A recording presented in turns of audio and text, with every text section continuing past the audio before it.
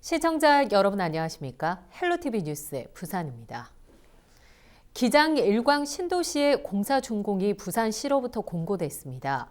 이제 일광 신도시의 도시개발 사업이 마무리되고 이달 말부터 본격적인 입주가 시작되는데요.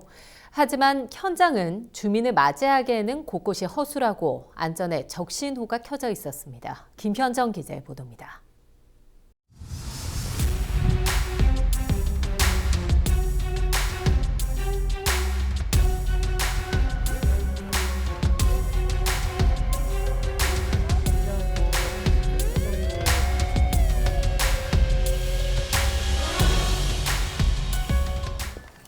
평평해야 할 보도블록이 마치 파도가 치듯 울퉁불퉁 물결치고 있습니다.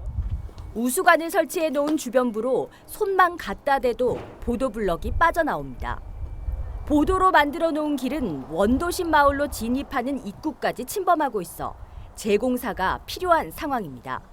바로 이 현장은 부산시가 일광지구 도시개발 사업에 공사 준공 허가를 내준 신도시 곳곳의 면면들입니다. 주민들의 휴식 공간을 위한 공공시설물인 소하천의 상황은 더욱 심각했습니다. 하천 경사면에 얼기설기 쌓여있는 돌은 언제 무너질지 모를 정도로 허술한 모습이었습니다. 경사면에 쌓여있는 토사가 공사 준공 한 달도 채 되지 않았는데 바닥으로 쏟아져 내리기도 했습니다. 일광 신도 시민들의 휴식 공간을 위해서 마련된 하천변입니다. 이렇게 산책로가 마련돼 있긴 합니다만 갑자기 뚝 끊깁니다. 그리고 징검다리가 나오는데요. 굉장히 아찔한 모습으로 이렇게 설계가 돼 있는 모습을 볼 수가 있고요. 그리고 이 화단으로 보면 돌들이 쌓여 있는데 곳곳에 구멍이 숭숭 뚫려 있습니다. 심지어 제가 이렇게 손만 갖다 대도 돌이 빠질 정도로 아주 엉성하게 공사가 마무리돼 있어 주민들의 안전이 위협받고 있습니다. 기장부는 신도시 입주 전 도로와 교통시설물을 점검한 결과 모두 273건의 문제사항이 드러났고 부산도시공사에 전면 재시공을 요청한 상태입니다. 신도시 내 공공시설물 관리는 이후 군으로 이관될 예정으로 기장부는 제대로 된 개선이 이뤄지지 않을 경우 시설물을 이관받지 않겠다는 강경한 입장입니다. 어느 업장 했는지 우리 절대 안 받을 거거든요. 보도블록부터 시작해서 도시기반시설들 엉망다 부실공사. 나 절대 안 받습니다. 이대로 안 돼요. 다 뜯어내고 다시 해야 됩니다. 그런 부실공사에 대한 안전에 대한 책임을 저는 우리 일광 신도시 입주민들에게 떠넘기지 못합니다. 이에 대해 부산도시공사는 민간업체 22곳의 공사가 계속 이어지고 있어 일부 공공시설물의 훼손이 발생했다며 복구에 만전을 기하겠다는 입장입니다. 아마 민간에서 여러 가지 시설 공사를 하면서 보도라든지 그런 부분 자재 적치라든지 그런 부분 훼손 부분이 계속 많이 발생을 하고 있어서 저희가 처음 조성공사 했을 때야 그래 했겠습니까? 그 부분들은 저희도 이제 원상 복구나 이런 부분 계도도 계속하고 보안 공사를 계속해서 입주민들한테 불편도 없어야 되고 저희도 시설물 관리 이관에 문제 없도록. 이제 2주 뒤면 마녀 세대가 거주하는 기장군 일광 신도시 시대가 시작됩니다. 신도시의 면모다운 기반시설 정비와 안전대책이 필요해 보입니다. 헬로티비 뉴스 김현정입니다. 선거 연령이 만 18세로 낮아지면서 일부 교복 입은 유권자들도 투표권을 가지게 됐습니다. 문제는 명확한 학생 유권자들의 선거 교육에 대한 명확한 가이드라인이 나오지 않으면서 교실의 정치화 등 우려의 목소리가 나오고 있는데요.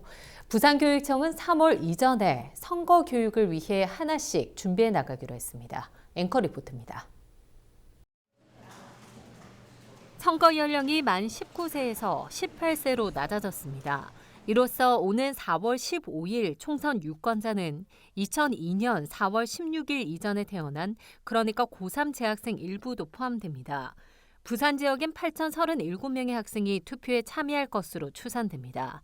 정치 현상에 대해서 당연히 관심을 가지게 되는 중요한 계기가 되었다고 생각을 합니다. 선거권을 가지게 되었으니까요. 그러니까 자기들이 가지고 있는 생각들을 친구들과 활발하게 좀 논의를 해줄 수 있기를 기대합니다. 학교 현장에서는 학생들의 선거운동에 대한 교육과정 등 구체적 가이드라인을 만들고 있는 상황, 또 각 시도교육청과 선관위에선 학교 내 선거운동과 관련된 법 조항을 보완해달라고 국회에 요청했습니다. 학생들의 투표인 만큼 다양한 계층에서 우려의 목소리가 터져 나오는 가운데 중앙선거관리위원회가 15일 만 18세 선거권 확대에 따른 종합 대응 계획을 발표했습니다. 우선 전국 2,300여 개 고등학교에 선관위 직원이 직접 찾아가 선거 교육에 나섭니다.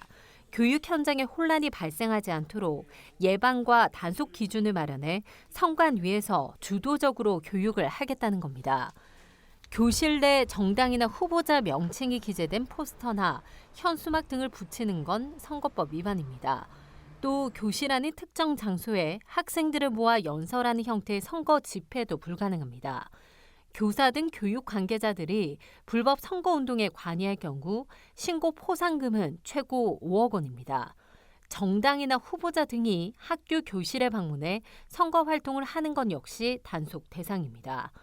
부산교육청에선 학교에서 정치적 문제가 발생하지 않도록 후보자들의 자정 노력을 기대했습니다. 그래도 총선에 나선 분들은 그래도 대한민국의 미래를 이끌어 나갈 지도자분 아닙니까? 학교 현장이 이런 정치적인 문제로 논란을 일으키지 않도록 좀 자율적으로 좀 자제할 줄 알고 또 어떻게 보면 후보자 간에 좀 합의를 통해서 우리 특히 부산에서 좀 모범적인 사례를 만들어 주었으면 좋지 않을까 하는 생각을 가지고 있습니다. 부산교육청은 오는 3월부터 학생들을 대상으로 한 선거교육이 시작돼야 하는 만큼 선거권을 올바르게 행사할 수 있도록 교육과정과 연계한 교사 학습 자료 개발과 선거법 위반 사례집 제작 등 선관위와 함께 본격적으로 하나씩 준비해 나가기로 했습니다. 헬로티비 뉴스 차선영입니다. 지역 화폐 발행에 따른 정부 지원금을 받은 부산시가 지자체에 내려주지 않아 비난이 예상됩니다. 중복 지원이라는 이유인데요. 지자체는 당혹스럽다는 반응입니다. 김하식 기자입니다. 올해 지역화폐 동백전을 발행한 부산시. 이에 따라 전체 발행 금액의 4%인 100억 원가량을 행정안전부로부터 지원받았습니다. 시민들이 100만 원어치의 동백전을 구입하면 최대 10%, 10만 원을 추가로 더 받을 수 있는데 이때 이 지원금이 사용됩니다. 이런 제도는 지역화폐 사용을 확대시키는 가장 큰 요인 중 하나입니다. 하지만 부산시가 대규모 정부 예산을 받았는데도 웃지 못하는 곳이 있습니다. 지난해 부산 최초로 지역화폐를 발행한 동구청입니다. 동구는 지난해 지역화폐 이바구페이 30억 원어치를 발행해 1억 2천만 원을 지원받았습니다. 올해는 발행 규모를 100억 원까지 늘렸지만 아직까지 지원금은 단 한 푼도 받지 못했습니다. 해가 바뀌었는데도 지원금에 대한 논의는 없었기 때문입니다. 저희가 지금 인센티브 예산을 50%만 반영이 났거든요. 네. 그래서 안 했을 경우 이제 구비부분을 다 반영해야 되니까 이제 그 재정에 조금 어려움입니다. 부산시의 관심은 동백전에 쏠려 있습니다. 그러다 보니 이바구페이에 대한 지원금 분담을 논의하기에는 이르다는 입장입니다. 여기다 동구에서는 동백전과 이바구페이 두 지역화폐를 쓸 수 있어 지원금을 따로 준다면 사실상 중복 지원이라고 판단하고 있습니다. 운영 시스템이 다른 것도 지원 불가로운 이유 중에 하나입니다. 중복될 가능성이 있기 때문에 이게 통합이 안 되면은 지원이 어렵거든요. 통합 관리가 가능해야 됩니다. 수개월 동안 동백전 도입에 대한 준비가 계속돼 왔고 또 전문가들의 논의 과정에서도 명확한 방침이 없었던 보조금 분담 문제. 이제는 오히려 광역단체와 기초단체 간 경쟁으로 비춰질 수 있다는 지적도 나오고 있습니다. 시스템의 다른 부분들에 대해서는 해결할 수 있는 방향으로 빨리 조금 협의하든가 조정이 돼야 되는데 그렇지 않은 것의 모습을 보게 되면 어느 정도 좀 무책임한 이런 모습이지 않는가. 올해 동구 이바구페이는 3억 원, 부산시 동백전은 30억여 원이 팔려나간 것으로 집계됐습니다. 헬로티비 뉴스 김한식입니다. 20년 된 부산의 관문인 금정구 노포동 부산 종합버스 터미널. 수년 동안 여러 차례 개발 계획이 나왔지만 이렇다 할 성과는 없었습니다. 현재도 노포 복합 한승센터 개발 사업을 위한 타당성 조사가 진행 중인데 이 역시 당초 계획보다 늦춰질 것으로 보입니다. 앵커 리포트입니다. 지난해에만 291만여 명이 이용한 부산 종합터미널 일대입니다. 도시철도 1호선 종점인 노포역 등 지역 대중교통과 광역교통수단이 교차하는 지점으로 부산의 내륙 관문입니다. 부산 종합터미널은 부산의 관문으로 이 버스를 이용해 부산을 찾은 관광객들에게 이 부산의 첫 인상을 줄 수 있는 곳인데요. 터미널이 조성되고 여러 차례 개발 계획이 나왔지만 20여 년의 시간 동안 달라진 건 없습니다. 터미널을 빠져나오면 택시만 길게 줄지어 있을 뿐 은행한 곳 없습니다.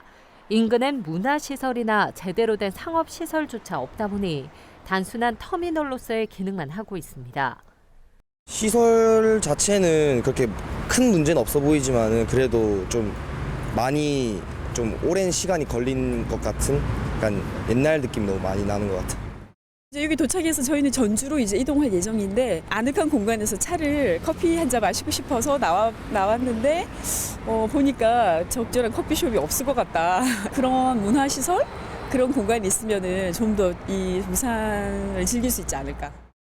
이미 역세권 개발이 이루어진 부산역이나 사상 서부버스터미널 주변과 비교해 초라한 모습입니다.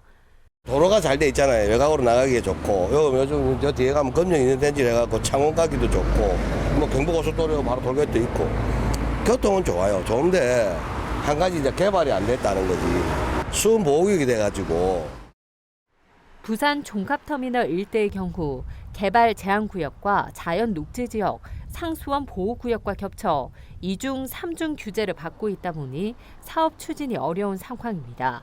2015년엔 부산시가 나서 부산 종합터미널 역세권 개발 계획을 수립해 보고회를 열었는데 보고회 당시 부산시와 부산도시공사, 한국토지주택공사가 참여해 주변의 호텔과 아파트 단독주택, 복합상업시설, 공원 등을 조성하는 공영 개발 방식이 제시됐습니다. 수년이 흘렀지만 이마저도 개발 계획이라는 이름으로 묶여 있습니다. 이번엔 다를 수 있을까? 지난해 개발 면적을 좁혀 부산 종합터미널을 포함해 6만 제곱미터 일대에 노포 복합 한승센터 개발 사업을 위한 타당성 조사가 진행 중입니다. 올해 하반기엔 사업 대상자를 선정하고 2022년엔 공공성과 수익성을 창출할 수 있는 공간을 본격적으로 조성할 계획인데 이번에도 제대로 추진될 수 있을지 걱정이 앞섭니다. 그때는 막 빨리 진행을 하려 했는데 한승센터도 처음에는 21년도 말 22년도 이때 막 추진을 했었는데 그게 좀 늦어지면서 조금 지금은 좀 조용해져 있는 그런 상태로 알고 있기 때문에 20년의 시간 동안 관광객과 시민들의 불편을 뒤로한 채 낡은 모습으로 방치되다시피 한 부산 광문의 모습. 수년째 이렇다 할 성과 없이 부산 종합터미널과 주변 역세권 개발 타당성 조사를 위한 수억 원의 용역비만 낭비되고 있는 모양새입니다. 헬로티비 뉴스 차선영입니다. 올겨울은 예년에 비해 유난히 따뜻합니다. 그래서인지 봄꽃은 벌써 꽃망울을 터뜨렸고 지난 가을에 피었던 꽃들도 아직 지지 않고 있습니다. 계절을 잊은 꽃들을 김하식 기자가 스마트폰 출동으로 담았습니다. 은빛 가지 위에 피어난 노란 꽃잎. 봄의 상징인 개나리입니다. 통상 3월 중순에나 볼 수 있지만 한겨울에 이미 꽃이 피었습니다.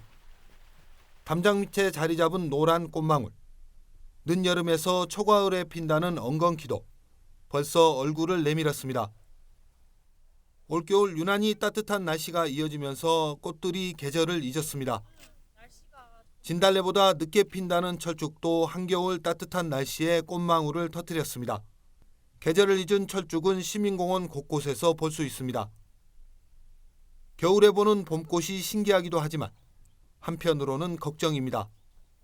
신기하고 좋아. 봄에 피어서 예쁘게 볼 꽃인데 겨울인데 봄인 것 같네요. 철을 잊은 것 같네요. 왜 그렇지? 날씨가 너무 따뜻해서 그런가. 산에 가도 개나리도 조금씩 피어 있는 게 보이고 해서 환경이 오염돼서. 담장 주변에 흐드러지게 핀 꽃은 민들레입니다. 지난 가을 꽃을 피웠다. 예년보다 따뜻한 겨울 날씨에 아직까지도 자태를 뽐내고 있는 겁니다. 토끼풀로 잘 알려진 클로버도 짙은 녹색을 유지하는 건 물론 꽃까지 피웠습니다.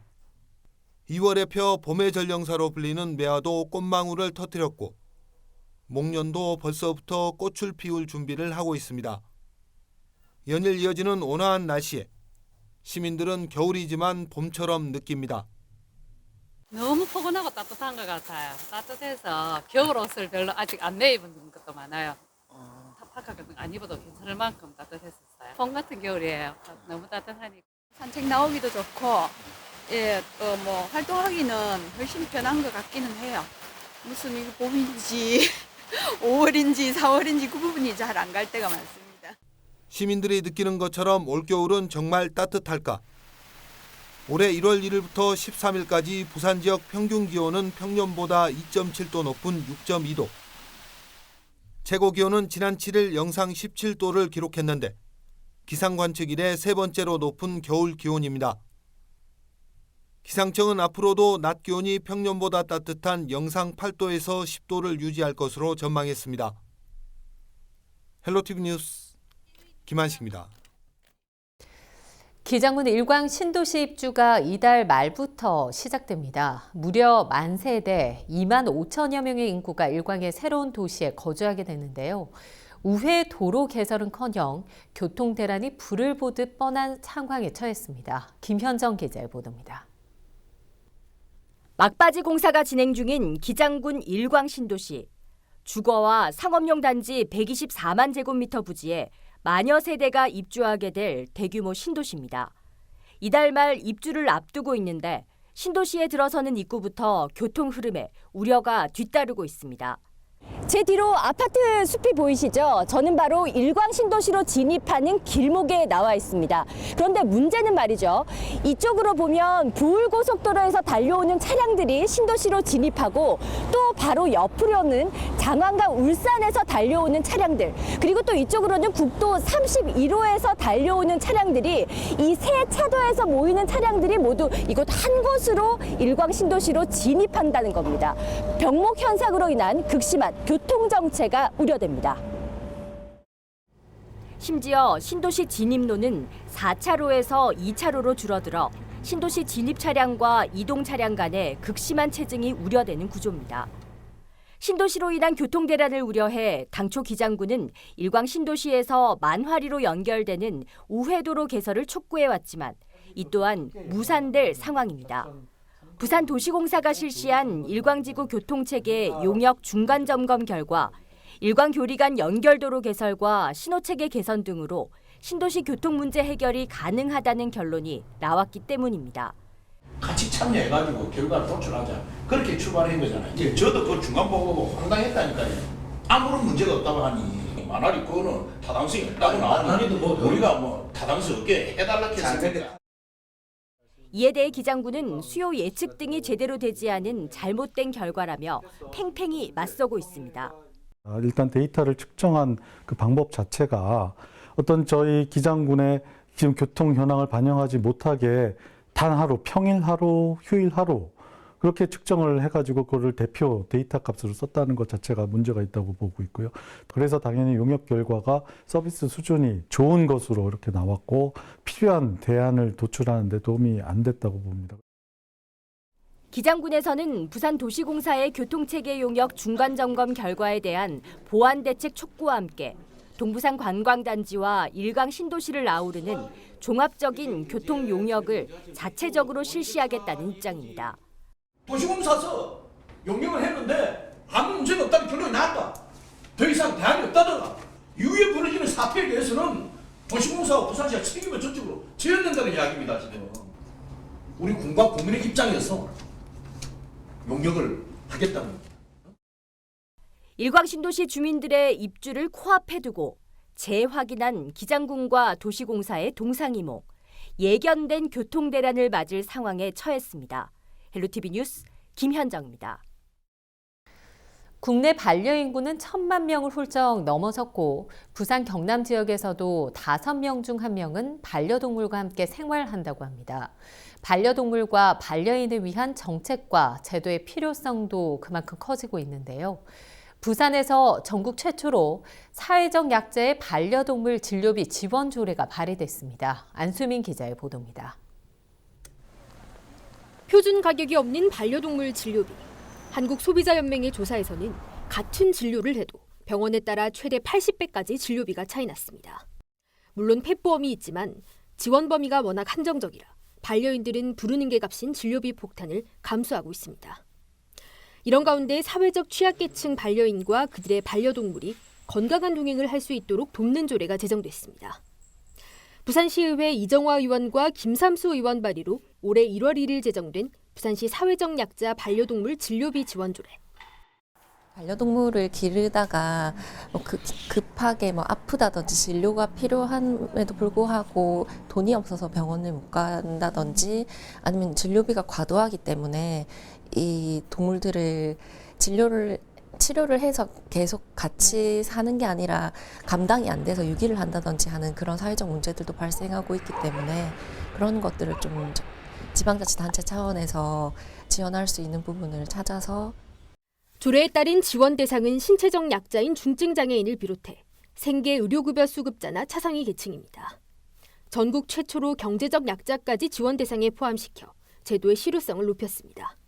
사회적 약자가 아니라 중증장애인 반려동물 지원 조례들이 있는데 중증장애인들은 좀 반려동물을 기를 수 있는 환경이 아니기 때문에 예산도 있고 조례도 있어도 신청자가 많이 없어서 예산이 소진이 안 됐던 경우들이 진료비 지급 항목에는 수술과 같은 치료는 물론 검진이나 접종, 중성화 등 펫보험이 보장하지 못하는 항목까지 포함됐습니다.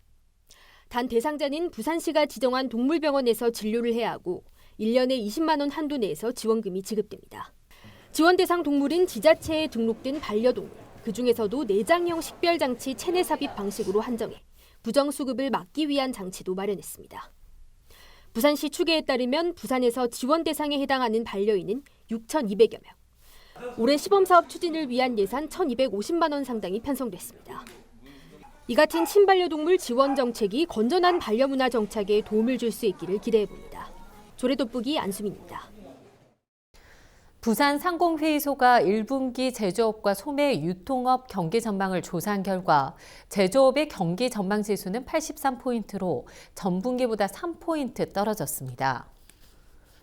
또 소매 유통업 경기 전망 지수도 지난해 4분기보다 4포인트 떨어진 82로 조사됐습니다. 제조업 중에서는 자동차 부품업의 경기 전망 지수가 47로 50포인트 이하로 떨어진 유일한 업종으로 나타났습니다.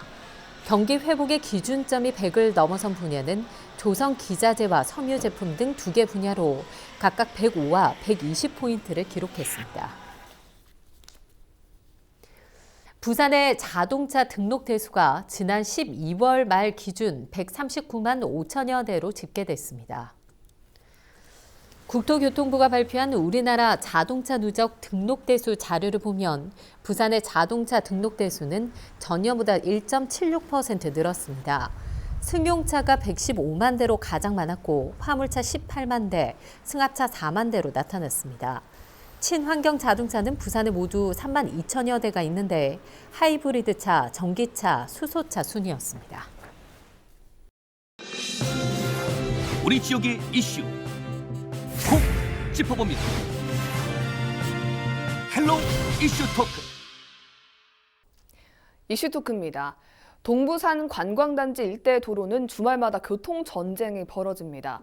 일광 신도시 입주와 가구 공용 이케아 개장을 앞두고 있지만 마땅한 교통 대책은 없어 우려의 목소리가 나오고 있는데요. 오늘 이슈 토크에서는 동부산 일대 개발에 따른 교통 대란의 문제점과 관련 대책은 없는지 이야기 나눠보도록 하겠습니다. 부산발전시민재단 변상준 사무총장, 영산대학교 드론교통공학과 최양원 교수와 함께합니다. 안녕하십니까? 네, 안녕하십니까? 반갑습니다. 네, 반갑습니다. 동부산 관광단지 일대, 주말이면 굉장히 차가 많이 막히기로 좀 유명한 곳인데 일대 교통이 좀 어떤 편인가요? 일단 시대가 바뀌다 보니까 사람들이 외곽으로 많이 주말 되면 나가기도 합니다. 네. 그러다 보니까 특히 기장 쪽은 바닷가가 많지 않습니까? 그럼 많이 나가고 거기에 또 지금 이제 카페 거리도 많이 형성되고 네. 한마디로 기장은 거기 관광지처럼 되어 있습니다. 그런 데다가 동부산 관광단지 이제 오시리아 관광단지가 만들어짐으로 인해서 그 교통량은 주말만 되면 기하급 수준으로 증가했죠. 네. 일반적으로 평균 한 20% 이상 증가해 오다가 롯데몰 성장하면서 그냥 1만 6천 대에서 갑자기 그 다음에 3만 3천 대 정도로 또 증가해버리고 한 2배 가까이 증가하고 뭐 이런 식으로 돼버리니까 지금 현재 그 도로의 한계는 이미 넘어섰다고 볼 수 있죠. 그러니까 평균 지금 현재 6년 전에 비해서 한 2.5배 증가했고 교통량은 매년 한 20%씩 증가하고 있다. 네. 이렇게 생각하시면 됩니다. 네. 근데 이런 와중에 또 이달 말부터 일광신도시 입주가 시작이 됩니다. 사실은 교통대란이 좀 불을 보듯 뻔한 그런 상황으로 볼 수 있는데요.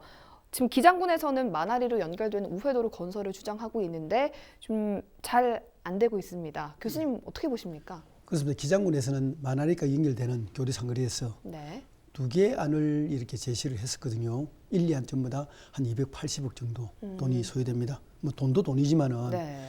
그 도로를 확장하기 위해서는 인근에 있는 도로, 그다음에 뭐 주거지를 좀 일부를 확장해야 되거든요. 그래서 지금 부산도시공사에서 조금 난색을 표하고 있고요. 네. 뭐 기장군에서는 강력하게 우리 자체 용역해가지고 끝까지 우리 불사하겠다.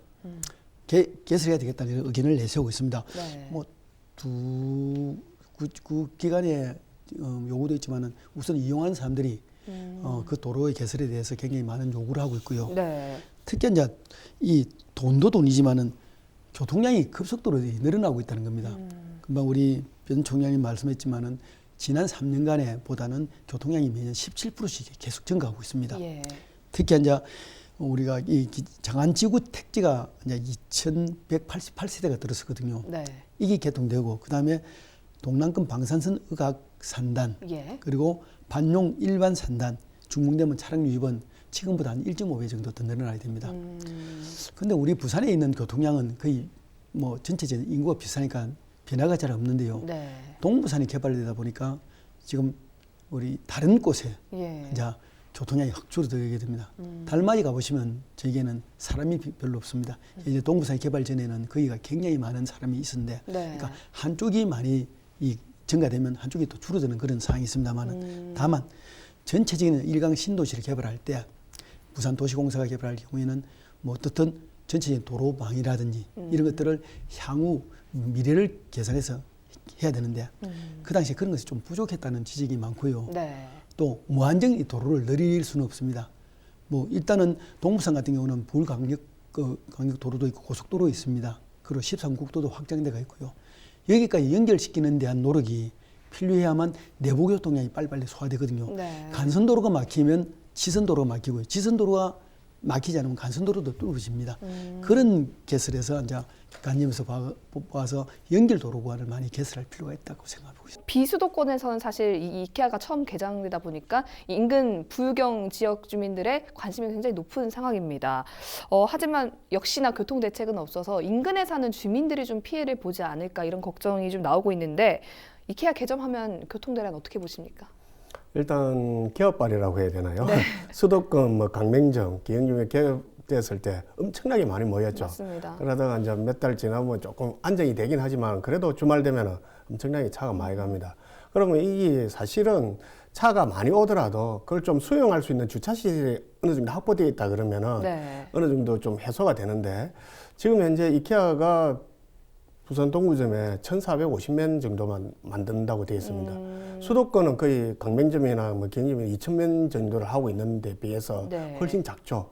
근데 말씀하셨다시피 수도권 이외에 최초되다 보니까 주변 일대에 있는 인근 도시에서 굉장히 많이 올 겁니다. 네. 불을 보듯 뻔하게 모자랄 겁니다. 그러니까 그 주차장 자체가 수용을 못하니까 도로는 막히고 악순환이 되겠죠. 네. 지금 현재 롯데몰이 4,900면입니다. 근데 주차면에 그런데도 불구하고 지금 주말 되면 막히지 않습니까? 그렇습니다.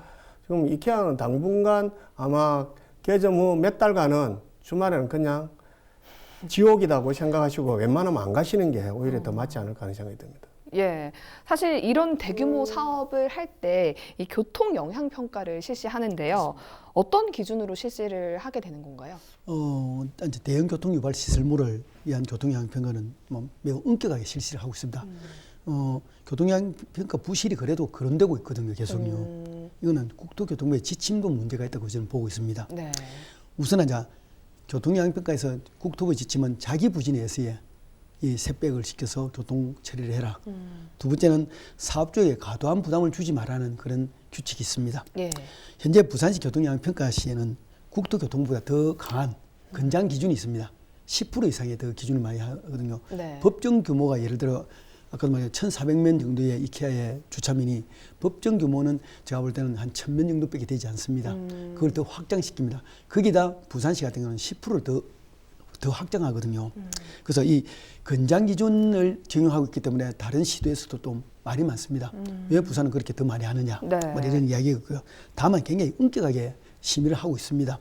보통은 이제 부산의 교통영향평가 심의원은 2년의 임기를 가지고 있거든요. 네. 그걸 2분밖에 하지 못합니다. 2분 이상 되면 바로 다시 제외되고요. 그리고 심의원을 뽑을 때는 전부 다 추첨으로 뽑게 됩니다. 추첨해서 내가 뽑히는지 안 뽑히는지를 나중에 통보를 받고 알게 되고요. 네. 사업주가 어느 사람이 교통영향평가위원인지 잘 모릅니다. 다만 여러 가지 편법을 통해서 아는 경우도 있겠죠. 네. 대부분의 그런 과정을 거치기 때문에 대부분 교통영향평가는 공정하게 되는데요. 다만 그런 건장 기준이 시민들을 보는 잣대에서는 너무 낮게 보고 있다는 거죠. 방금 말씀하셨지만 1,400년도에 이케아의 그런 시설들을 전부 다 주차면을 다 소화할 수 있겠느냐? 소화 못할 겁니다. 제가 볼 때는요. 네. 보통 대형 시설물이 들었으면 3, 4개월 동안은 엄청난 이 정체를 일으키게 됩니다. 그 이후에는 이제 이 소비자들이 찾아가지요. 이용자들이 이 시간에 가면 많이 막히니까 이 시간대를 고르고 이렇게 바뀌는 경우가 있습니다. 그게 이제 교통영향평가에서 이제 그런 기준을 내세우는데요. 다만 무한정 주차장도 많이 만들 수는 없다. 매장 인근의 기장 해변로 1개 차로를 늘리겠다 이렇게 밝혔습니다. 이게 대책이 좀 될 수가 있을까요? 글쎄요. 지금 현재 중앙선을 중앙에 있는 하단을 없애고 네. 거기다 늘리기로 되어 있습니다만은 사실 이것도 경찰청하고 부산시하고 그다음에 그 기장군하고 또 협의가 돼야 가능한지 안 한지도 지금 아직 결정이 안 난 상황이고 네. 그리고 그 거리가 한 600m 정도밖에 안 됩니다. 그 해동용궁사에서부터 그 입구까지 되는데 네. 그 정도 선을 해가지고 그게 해소가 된다는 것은 어불성설이죠. 교수님께서 어떻게 보십니까? 사실은 그 구간이 보존 녹지를 이렇게 형성되어 있습니다. 테마파크 그 구간이. 네. 그래서 이거를 확장을 하기 위해서는 도시계획 심의를 받아야 됩니다. 그래서 기장군에서 자문을 하고요. 부산시에서 심의를 하게 되는데 보존 녹지를 setback시키기는 굉장히 어렵습니다. 지금 이제 테마파크 들어간 구간에는 판매시설, 중앙에는 호텔, 끝에는 루지 시설이 들어가고요. 네. 그 나오는 진출구로가 용궁사에 나오는 입구하고 같이 맞들어지게 되어 있습니다. 그런데 거기에 전체 주차면을 현재까지 밝혀진 거는 1,500m 정도 되는데요. 향후 호텔이 들어가면 더 늘어질 겁니다. 네. 근데 나오는 진출구는 1개밖에 안 돼 있습니다. 이번에 기장군에서 건축 변경 심의를 해서 저희들이 강력하게 요구를 했거든요. 진출구를 하나 더 해라.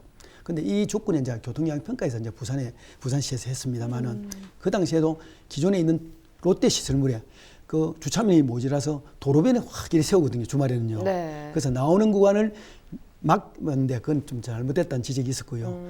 이 도로를 확장시키는 건 애초에 네. 보존 녹지를 뒤로 setback해서 충분한 도로 폭을 만들어야 되는데 그냥 기존에 있는 도로 폭에다 한 개 차선만 늘리고 보존 녹지를 했기 때문에 이 보존 녹지를 이렇게 삭감하는 것은 굉장한 어려움이 있거든요. 그러니까 그런 문제에 도시계획 문제가 있고요. 네. 문제는 겁니다. 전체적인 동부산의 개발을 위해서는 네. 어느 정도가 필요하다는 것을 사전에 이렇게 전체적인 교통영향평가를 이렇게 봐야 되는데 사실은 그렇게 보기가 참 쉽지 않습니다. 사업주 이 개발한 사람은 최소의 이제 이익을 가져야 될 거를 가지고요. 또 들어온 분들은 어떤 시설물 들어올 걸 잘 모르게 됩니다. 그 시설물마다 교통 용량이 달라지게 되거든요. 네. 지금은 이 우리가 들어오는 이런 여러 가지 시설물들 전부 다 막 엄청난 고용량을 가지고 들어오는 그런 시설물이기 때문에 네. 지금부터 외곽도로에 대한 연결도로 이런 것들은 생각하지 않으면 나중에 지적같이 엄청난 정체를 일으킬 것으로 예상됩니다.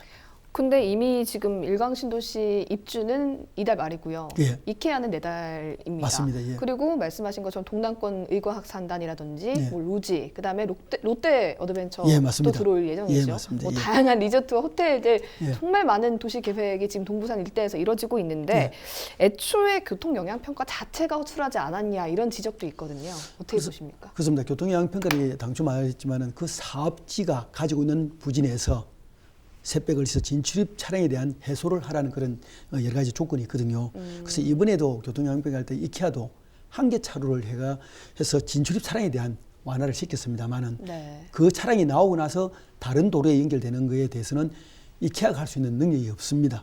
그래서 그에 대한 연결되는 구간을 차량 해소를 하는 데는 굉장히 문제가 있었고요. 네. 다만 이제 교통 유발을 사전에 방지하기 위해서는 장기적인 그런 계획들이 나와야 됩니다. 이거는 부산시가 도시계획을 그렇게 도로선을 끄야 될 것으로 보입니다. 그리고 시행주체 도시공사가 이렇게 도로를 확보해야 되고요. 네. 들어온 시설물은 자기 진출 차량에 대한 셋백을 해서 진출이 감축차를 확보해야 되고 또 이제 적정한 주차 용량을 해야 되는데 그런 것들이 잘 안 맞는 경우가 굉장히 많습니다. 네. 그러다 보니까 교통영향평가가 이번에도 부실하다는 지적이 있고요. 다만 이제 이 교통영향평가를 했지만 이제 완공되고 나서 모니터링이라는 제도가 있습니다. 네. 4호 교통영향평가지요. 이거는 3개월에서 6개월까지 우리가 할 수 있는데요. 여기는 부산시 이제 주무부서 그리고 경찰청 그다음에 교통전문기관 그다음에 교통전문가 이런 분들이 나가서 전체적인 교통량을 조사를 해야 됩니다. 네. 요즘은 이제 드론을 떼서 이제 실시간 조사를 하게 되거든요. 근데 이때 이제 나타나는 문제점이 제가 볼 때는 뭐 아까 말씀드린 대란이 일어날 경우도 있습니다. 주말에는요. 그럼 이미 시설물은 다 갖춰지고 있고 더 이상 뭐 기반 시설을 확장할 수 없는 그런 상황에서 엄청난 시민들의 항의가 있을 거로 보이고요. 다만 이제 시민들도 슬기롭게 이 진출하는 이런 시간대를 조금 이렇게 본인들이 좀 알아서 가는 수밖에 없습니다. 예전의 사례들이 그렇게 보였거든요. 근데 이번에 이케아는 전체적인 동부산 그 지역에 영향을 미치는 영향이 굉장히 클 것으로 보이고 있어서 네. 뭐 저희도 굉장히 걱정을 많이 하고 있습니다. 네, 특히 기장 쪽은 대중교통으로 이용하시는 분들보다는 자차를 이용해서 가는 분들이 많기 때문에 좀 더 우려가 됩니다. 그래서 이제 기장군이 계속해서 일광신도시 그 우회도로 개설을 요구하고 있는데 부산도시공사 용역 결과 우회도로 타당성이 없다고 나왔거든요. 그래서 지금 갈등이 굉장히 대립하고 있는데 해결 방법은 없을까요? 일단 예상하기는 아직 이제 일어나지는 않았으니까 네. 예상해 보면은 부울고속도로가 바로 옆에 내려오고 네. 일광신도시 쪽으로 그다음에 일광 장안에서 오는 네. 도로도 만나지고 그리고 31호 국도선도 만나집니다. 그러다 보니까 기본적으로 생각해 보면 차가 많이 되고 그쪽에 혼잡이 일어날 가능성이 굉장히 높다라고 얘기를 할 수 있지 않습니까? 네. 그래서 기장군이 당연히 좀 그 해봐라 이러니까 용역을 해보니까 도시공사에서 용역을 해보니까 뭐 별 이상 없다. 교통신호 체계만 정도만 고치면 가능하다라고 발표를 했었습니다. 중간 네. 발표에서. 그러다 보니까 그게 이제 잘못됐다는 거죠. 기장군 주장은. 어떻게 하면 평일 한 번, 그 다음에 주말 한 번, 딱 두 번 해가지고 어떻게 그 전체를 다 파악하느냐. 네. 그 데이터 자체가 잘못됐다라고 주장을 하고 있는 거죠. 그러다 보니 기장군 내에서는 자체 용역이 지금 들어갔습니다. 네. 그 자체 용역을 해서 자기들 주장을 만들어 하게 할 건데 현재로서는 지금 이제 그 자체 용역과 네. 시에서 도시개발공사에서 하는 용역을 비교해보고 어떤 것이 더 타당한가 봐야 되겠죠. 근데 사실 신도시가 들어오면 교통량이 늘어날 수밖에 없습니다. 그렇죠. 예, 그럼 늘어날 수밖에 없기 때문에 좀 대책은 필요하지 않을까 저는 생각합니다. 기장군의 원래 주장대로 우회도로가 개설된다면 지금 예상되는 교통 지옥은 조금 해소가 될 거라고 예상하십니까? 그렇죠. 예, 아무래도 도로가 있으면 좀 많이 나가게 되죠. 근데 이게 교통이라는 게 도로가 만들어지면 당연히 처음에는 숨통이 치지만 도로가 좋아지면 또 차량이 또 늘어납니다. 네. 그런 도시공학적인 측면이 있기 때문에 어떤 방법으로 나갈지에 대한 고민은 조금 더 해봐야 될 것입니다. 예, 잘 알겠습니다.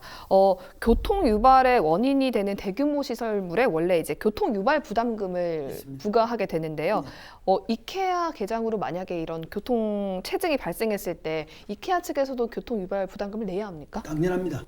옛날에 군 경우에나 있습니까? 내지 않은 경우인데 이제는 전부 다 대도시권에 들어가서 다 됩니다. 이번에 이제 이 이케아 경우는 교통유발 부담금이 적용되는데요. 네. 이 교통유발 부담금의 현행법상 바닥이 1000평방미터 이상 되는 그런 시설물, 교통 유발의 원인을 되는 그런 시설물에는 부과하게 됩니다.